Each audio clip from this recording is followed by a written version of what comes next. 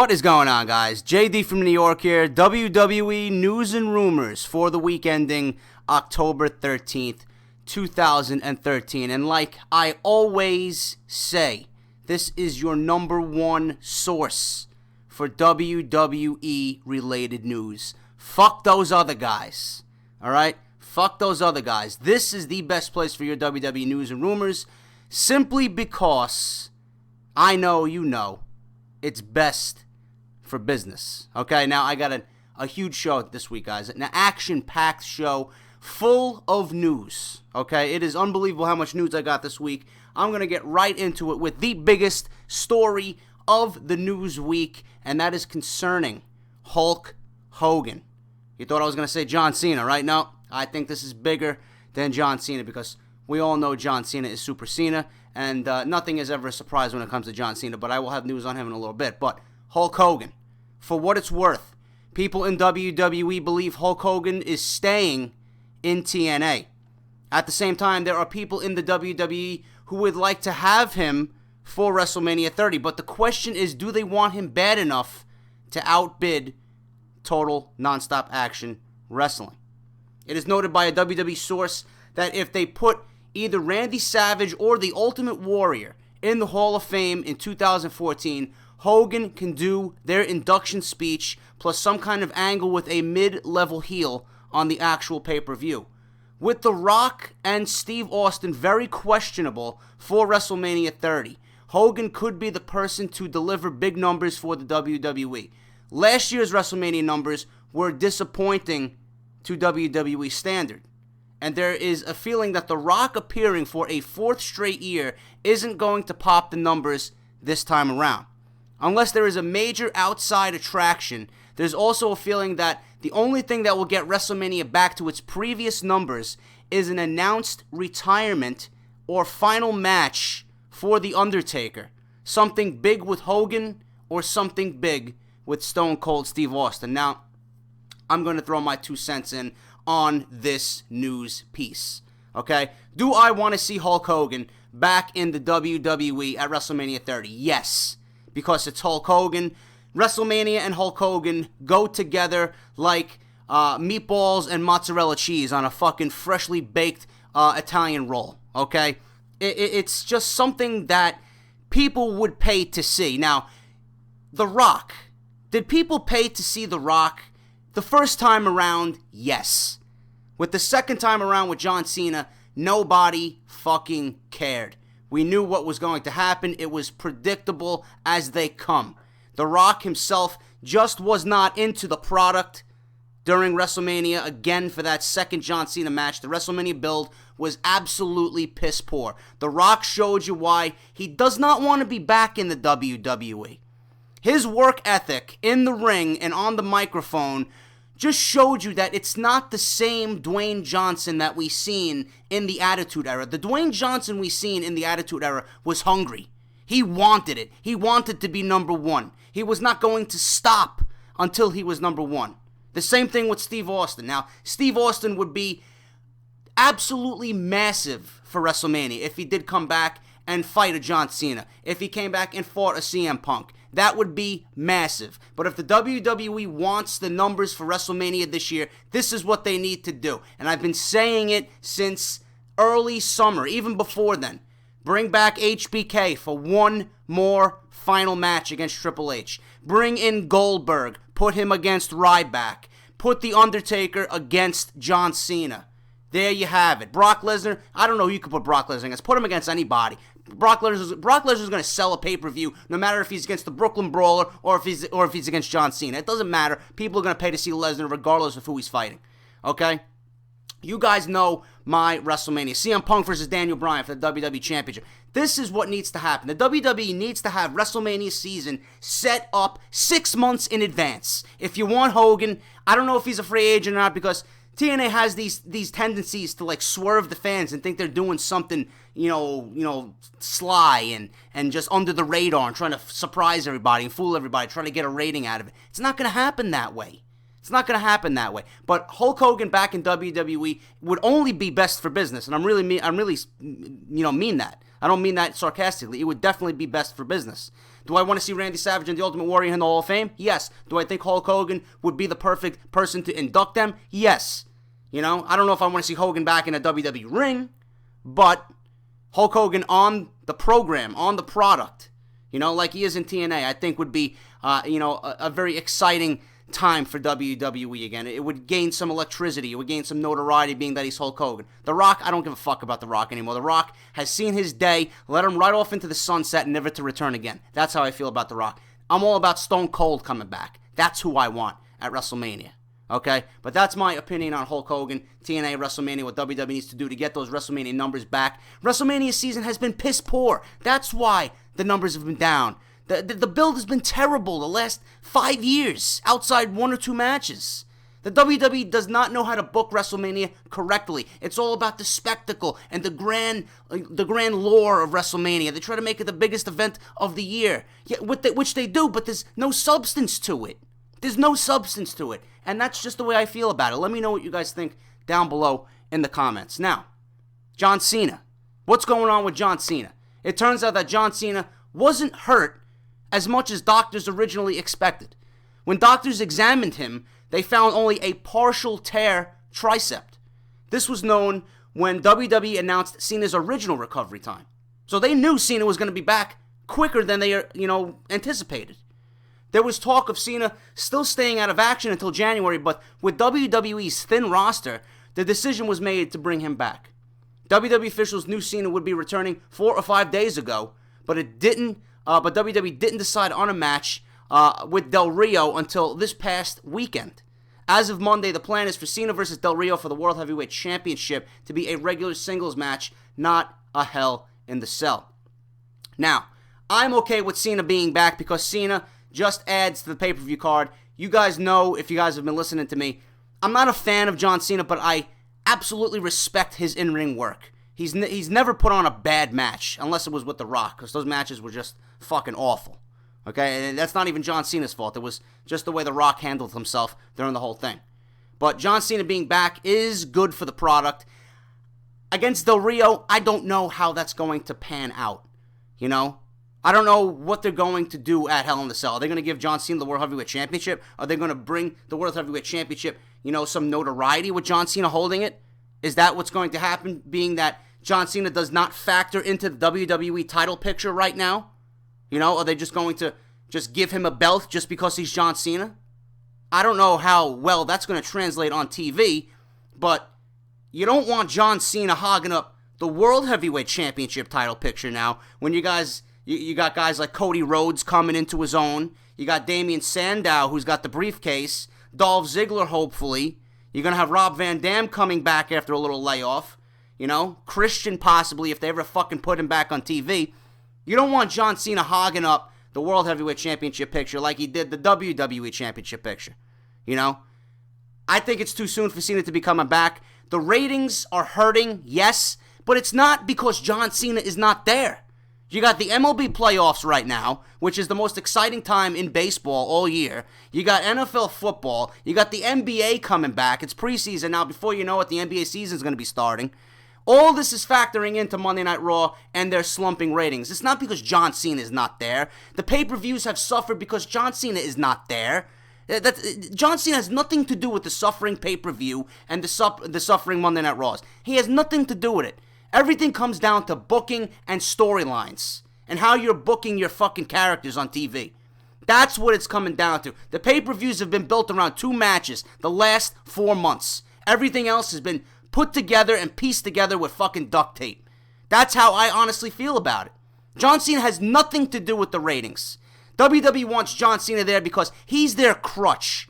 They're going to rely on John Cena for everything because they think he's going to get them ratings. It's not the case. It's not the case. When John Cena is off TV, the product is fresh. The product feels reinvigorated. You know what I'm saying? That's how I feel about John Cena. I mean, I don't mind John Cena being on TV, but if the WWE is going to shove him down our throat again, there's a problem with that. And like my brother said at the pay-per-view on Sunday when me and him were watching it, he's like, how long has Del Rio been champion? Take the fucking belt off Del Rio already. What I originally thought was, this is all a swerve to get Sandow the title. I don't know anymore. I honestly don't know. But Sandow, I still believe, will be the World Heavyweight Champion before the end of the year. I don't know how John Cena is going to factor into all that, but I got news on Sandow as well later on in this show. Shawn Michaels. Shawn Michaels is back. Okay, many people in the WWE and the fans assume that the WWE bringing back Shawn Michaels and John Cena for the Hell in a Cell was the company's response to the negative reactions to the Battleground pay-per-view. This is not the case, as Shawn Michaels has been scheduled to get involved in the Daniel Bryan storyline for several weeks, and they were talking about Cena returning just last week, like I just previously mentioned. Shawn Michaels and John Cena, listen, WWE knew ahead of time what they were going to do. They knew they were going to bring back Shawn Michaels. They apparently knew John Cena was ready to go. He was not going to be out for 6 months. So the WWE Battleground pay-per-view was awful. Night of Champions was awful. SummerSlam slacked, except for a couple of matches. You had Brock versus CM Punk and then Daniel Bryan versus John Cena, which saved the pay-per-view. But WWE knew what they were doing with John Cena and Shawn Michaels. Bringing them back is not a response to the piss-poor pay-per-views. WWE Creative needs to get on the fucking horse. They need to get up off their ass and start producing good feuds, good matches, good angles, and good storylines to lead us into a pay-per-view. And I said this 3 previous times already over the last couple of weeks. When you got 3 back-to-back pay-per-views, you got Night of Champions, you got Battleground, then you got Hell in a Cell, all spanning 8 weeks. 3 pay-per-views in 8 weeks. Normally, it's a pay-per-view a month.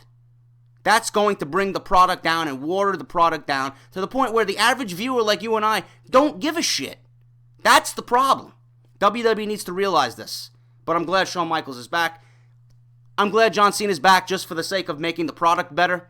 But like I said, hopefully they don't just fucking award him a world title just because he's back. But we'll see what happens at Hell in a Cell. There is at least talk within WWE of doing a Cody Rhodes versus Goldust feud at some point over the next 6 months. The talk is that if they go through with the program, Goldust would be the heel, and it would be done in early 2014. I don't know how they're going to materialize this into a feud, but this really has been talked about for the last couple of years.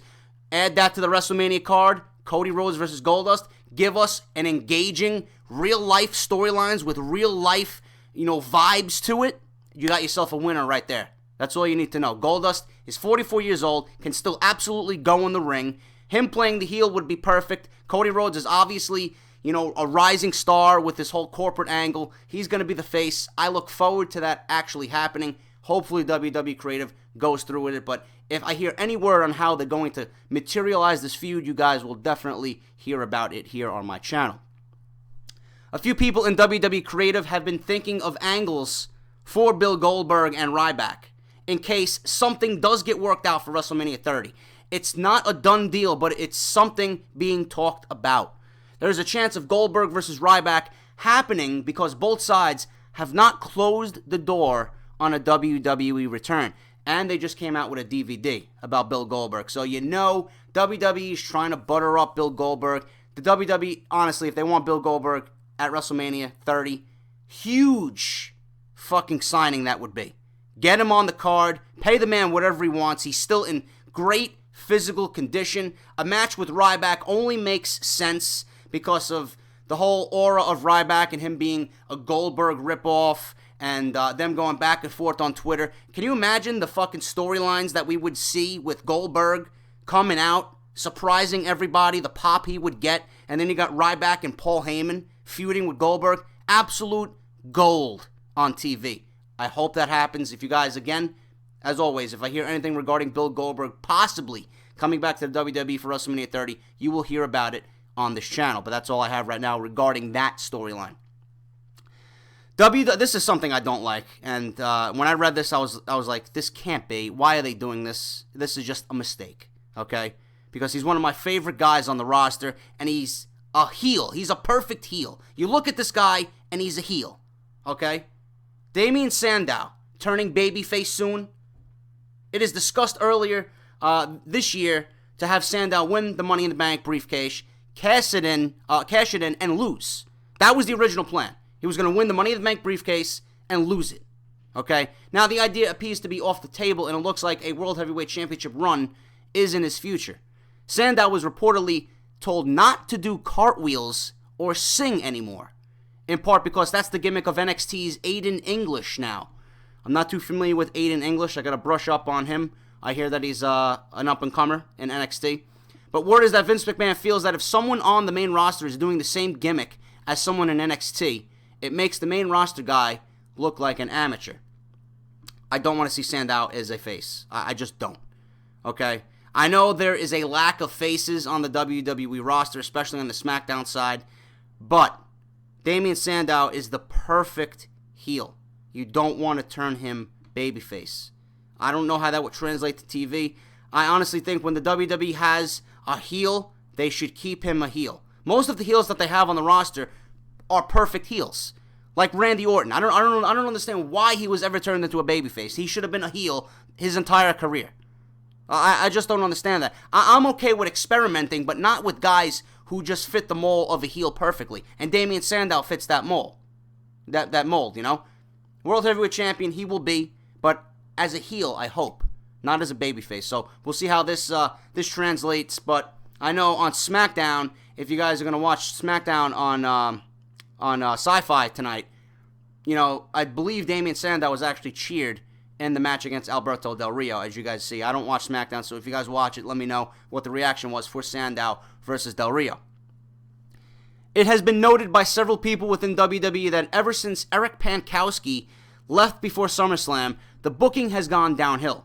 Pankowski, who was hired in February 2012 as a senior vice president of creative and developmental after a long career in Hollywood, was credited by many for the great creative run that the WWE had over the past year. Now, I don't recall anything standing out as great besides CM Punk's run with the WWE Championship. That's all I can remember being standout and great. I don't think Eric Pankowski was there long enough to get, you know, the reaction from everybody that it would be great. That, you know, that he came up with you know, nice creative storylines. Everything was flowing nicely. Creative was, you know, doing well. You know, creative has always been struggling. That's the one problem with WWE Creative. They don't know what they're doing. They need somebody there who has an idea for the business. A lot of these guys are Hollywood writers. They don't even fucking care about the product. They have no knowledge of the product coming in. And this is the people WWE goes out and hires. You know? I honestly wish, it would be my dream job to be part of creative and have a say in creative. I would turn that fucking place upside down. You know? I would, you know, I have so many ideas about WWE. It just fucking sickens me as a fan to watch the product and see these guys not doing what they're supposed to be doing. I know everything goes through Vince McMahon, but he's another one. He doesn't have a mind for the business anymore. He doesn't care about the fans. This is why Triple H, I think this storyline with Bryan, Orton, and the corporation and his wife, Big Show, Cody Rhodes, Goldust, there's so many positives to this storyline, and this is a Triple H storyline. This is the way things are going to be when Triple H takes over. You know, Vince doesn't have a mind for the business anymore. He's all about himself. It's all about what's going to make Vince happy. It's not about us anymore. Triple H is there for the fans. He's been in the ring. He knows what the fans want to see. He knows what the fans want out of a storyline. He's old school. He's got that old school mentality. This corporate angle is an old school mentality storyline. There's going to be a major payoff. There's build after build after build. Everyone's getting impatient. People say the storyline sucks. It's build. The build of the storyline is Daniel Bryan winning the WWE Championship. Wait for it. When it happens, it's going to be great. But Eric Pankowski, I didn't care for him. There's a problem in WWE Creative. We all know this. Things need to change. Things need to be shaped up. And that's just my opinion on that. For post Hell in the Cell plans, it looks like the planned Big Show versus Randy Orton feud will end up being a three-way program versus Show, Orton, and Daniel Bryan. I do not like that at all. I do not, and I say again, do not want Big Show in the WWE Championship picture. I just don't. I'd rather see Orton versus Daniel Bryan on every fucking pay-per-view for the rest of the year than have the Big Show thrown in there. That's just the way I feel about that. I don't want Show. I didn't even want him on SmackDown for the World Heavyweight Championship against whoever he fought. Mark Henry and Alberto Del Rio and Sheamus. He's just boring. He's playing a great role in the storyline. Keep him at that. You don't want to put him in a championship feud. It's not going to work. That's not best for business. I'd rather see Orton versus Bryan on every fucking pay-per-view for the rest of the year, leading up to WrestleMania, than have Big Show in the main event picture. That's all I'm going to say about that. Terrible. Absolutely terrible. I hope that does not happen. Vince McMahon and Kevin Dunn flipped their lids when the power outage before the Battleground main event happened. Now, I was at the bar. I thought it was something with the cable provider, but apparently it was the WWE. It said that Vince McMahon is now paranoid that the same thing is going to happen at WrestleMania 30 because it happened during the Super Bowl in the same building that will host WrestleMania. Vince's concern is that not only are they running in the same building, but WrestleMania uses more power than the Super Bowl between lighting, pyro, production, and everything else. If there's one thing Vince McMahon will not have happen, it's that there's going to be a blackout at WrestleMania. So I don't really expect anything during WrestleMania, but who the fuck knows? I mean, who knows? But Vince McMahon is worried about that. I figured I'd, throw that in there. You guys might be interested in hearing that. News on Rob Van Dam. PW Insider reports that Rob Van Dam not re-signing with the WWE are incorrect. RVD is already under contract, and his deal calls for him to work 90 days, take some time off as much as he wants, and then Van Dam can come back whenever he wants for another 90 days of work. This is a deal that RVD and Triple H came up with, one that was signed off by Vince McMahon. One of the reasons for the deal is that RVD has so many of his own projects going on.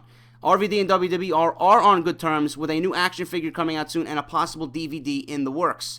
While RVD is away from WWE, he can still work for other wrestling companies but cannot appear on any other TV programs. Word right now is that he may be gone until the Royal Rumble season. WWE Creative wants him to return and then work from the Royal Rumble through Extreme Rules, which obviously is more than 90 days.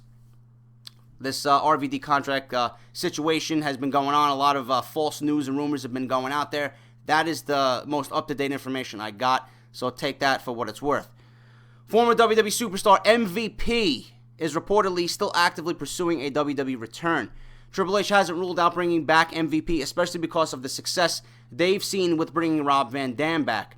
However, it's said that Triple H doesn't want people thinking they can come and go as they please. A source noted that everyone wants to return and get a deal like Chris Jericho, where they can work part-time and still do other projects, but this source added that not everyone is a Chris Jericho. That is completely true. I don't know how I feel about MVP coming back. I think if MVP comes back, he's not going to be, thrusted into a major program. He's just going to float around the mid-card. So, honestly, I see MVP as just one of them things, just bringing somebody back just to have him on the roster. He's not going to be of importance, and if he's not there, it's not going to hurt the product either, But MVP wants to come back. Triple H hasn't ruled it out. We'll see what happens, but MVP, I'm not too excited about it. I don't expect any big things from him if he does come back. So, that's just what I think about that. Daniel Bryan was examined backstage after the Battleground pay-per-view due to problems with his shoulder. No other information is available, but Bryan has wrestled since. So the serious injury that people did think that Bryan suffered at Battleground is really nothing. Randy Orton also suffered some type of upper leg injury at Battleground. Word first got out about the injury the week before Battleground, but I believe he is okay too. The match between Bryan and Orton at Hell in a Cell should not be in jeopardy. The non-finish at the main event at Battleground was changed on the board backstage after the show started. Original plans, or at least what was on the booking sheets, had Randy Orton pinning Daniel Bryan for the title. Speculation is that 5 to 12 people were told before the show that Big Show would be doing a double knockout to end the pay-per-view with no finish. Big Show's turn was expected to happen on Monday's post-Battleground Raw, but was tossed in as a curveball. There was a lot of disagreement internally when the angle went down. Some saw it as a bridge to the Hell in a Cell pay-per-view, but many questioned the decision to end Battleground with a non-finish because of the weak string of pay-per-views lately. I didn't care for the ending. The whole pay-per-view sucked.